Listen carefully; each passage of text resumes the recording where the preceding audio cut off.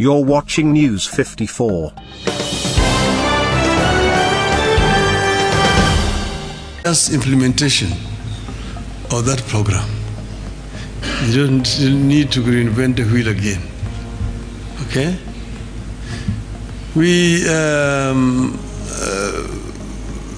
rural access roads, which will enable farmers to access markets with their wares quickly. Easy to be done. Then, when I was in my other incarnation, I was Minister for Energy. And I'm the one who turned rural electrification into an infrastructure, bringing energy closer to the people. That is another program that can be expanded to reach the villages. He's talking about water. Of course, here you have got responsibilities at the national level and at the county level. He is the governor. He has got a responsibility, and the national government has got a responsibility. Not far away from there, there's a plan, and he knows it. There's a place called Mutonga. We had planned Grand Falls Mutonga, which is in the border, 𝗓𝗏𝗄𝗎𝗓, Kitui, and this is there. That is where we intended to build the last and the biggest dam on the Tana to generate up to 1,000 megawatts of electricity. And then you have sufficient water to supply the whole of that region. And you can do also big, huge irrigations in those areas, using that water down there. But we had also planned there the 𝗪𝗏𝗃𝗃, the Lamu Port, South Sudan, and the Ethiopia Transport Corridor.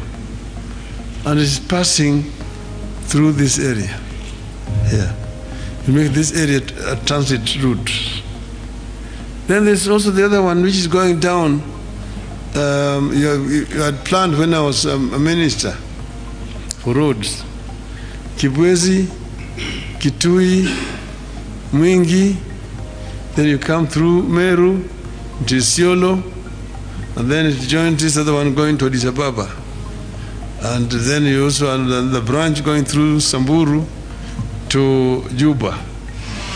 And then you connect, because we are doing Mr. Chairman is the chairman of 𝗪𝗏𝗃𝗃. And you know, we are doing a corridor. It's not just going Lamu Port, South Sudan, but it's going through South Sudan into Central African Republic, into Cameroon, to the port of Kribi, to connect the Atlantic Ocean and the Indian Ocean and create that land corridor and open up the interior of Africa. That will create a big market. Then you do not even need to go and beg for your mirror markets. You can send it to South Sudan, send it to Central African Republic, to the Cameroon, and so on. So there are many things that can be done working together.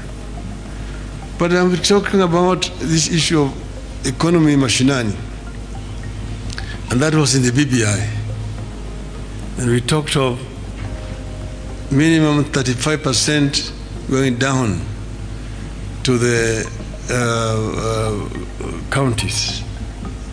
That itself will help revolutionize life down there. As the governor said, it is putting 6 billion shillings extra into the coffers of the county government. That will help the county government, because at the moment, the amount of money that is going down there, big chunk of it is just going for recurrent expenditures, paying salaries to the staff down there. But you need additional funding for infrastructure and other services like health water and so on and so forth, agriculture. I myself am convinced that 𝗣𝗶𝗆 had a solution to our problems. And you just say, put it on the side right now, but we will ensure that it is implemented. We will ensure that it is implemented for the good of our people. There are some of it which were not even the constitutional amendments, like in putting up a fund, a youth fund, which the youth can be able to go and borrow from without having to pay any interest for 7 years, so that they're able to start up new ventures. That is something that can still be implemented without. They are saying that we are looking for jobs for the people. But the minister himself, he was a minister for justice and constitutional affairs in those days, when we were at Bomas of Kenya. And he knows the kind of executive structure which we came out with from Bomas of Kenya. It is not the one that we are having here today. It was discussed, if you're talking about a constituent assembly, Bomas was a constituent assembly. And Bomas came up with a structure which was in the 𝗣𝗶𝗆. And we were saying, oh, the people were trying to create jobs for the people. Job for the people. No. That executive structure was much cheaper than the one we are having today. But that again is a subject for another day. So therefore, let me just say this. I say that we have a project to transform this country. And let me say we want to form a partnership. I want to form a partnership with the Meru people. That we are in this together. It is not that, oh, you're taking me up there and so on, no. I've not yet announced, I'm still consulting.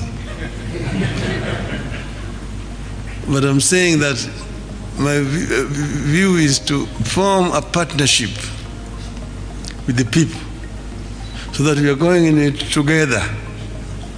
And that when we reach there, we will have everything together. We have a clear program for the youth, a very clear program for the women of Meru, who are like the women of Kenya. We must ensure that our women are properly empowered. We must discard some of the old archaic traditions that tended to demean the women. The Kenyan women must arise, must be given the opportunity so that they can be able to play the meaningful role that they richly deserve. Our women don't want handouts. They don't want to be treated like second-class citizens. They are first-class citizens like everybody else. So we need to just create opportunities. And we start with the girl child.